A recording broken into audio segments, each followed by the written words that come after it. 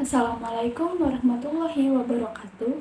Perkenalkan, nama saya Mas Ama, NPM 2341005, kelas manajemen 23B. Di video ini saya akan sedikit menjelaskan tentang analisis lingkungan organisasi. Nah, poin-poin yang akan saya bahas meliputi yang pertama, definisi analisis lingkungan organisasi. Yang kedua, elemen lingkungan organisasi. Dan yang ketiga adalah macam-macam dimensi dari lingkungan internal.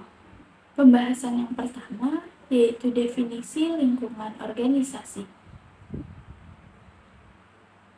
Lingkungan organisasi adalah segala sesuatu yang dapat mempengaruhi kelangsungan eksistensi dan sebagainya yang menyangkut organisasi baik bersifat internal maupun eksternal.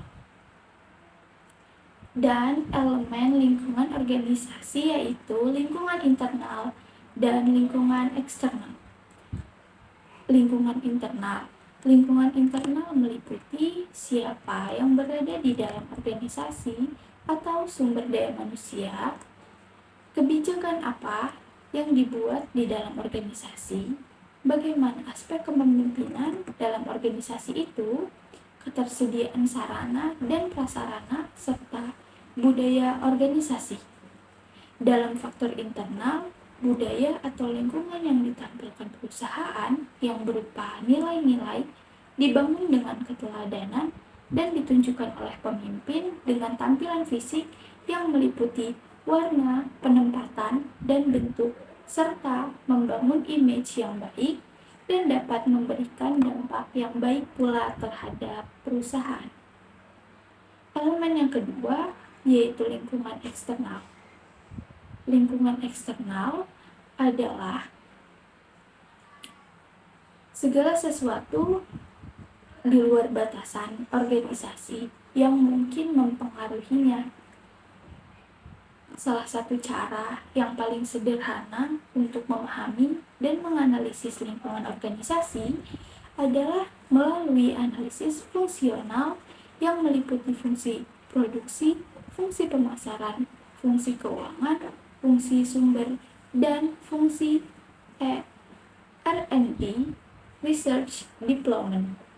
Pembahasan yang ketiga yaitu macam-macam dimensi dari lingkungan internal.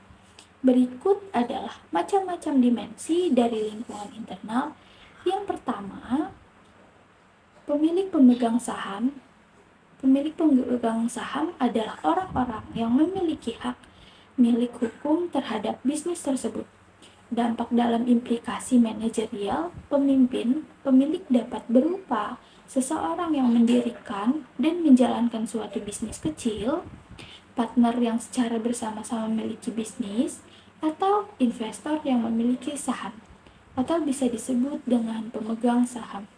Yang kedua, dewan direksi, yaitu mereka yang dipilih oleh para pemegang saham dan bertanggung jawab untuk mengawasi manajemen perusahaan secara umum untuk memastikan bahwa perusahaan telah dijalankan dengan cara yang paling memuaskan kepentingan pemegang saham.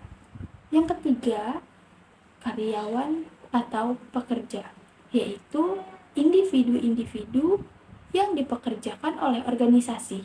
Karyawan bisa membentuk serikat pekerja yang saat ini mempunyai bargaining power yang cukup besar sehingga dapat mempengaruhi organisasi. Oleh karena itu, manajer perlu membina hubungan yang baik dengan karyawan atau serikat pekerja. Mungkin hanya itu yang dapat saya jelaskan. Kurang lebihnya saya mohon maaf. Terima kasih. Wassalamualaikum warahmatullahi wabarakatuh.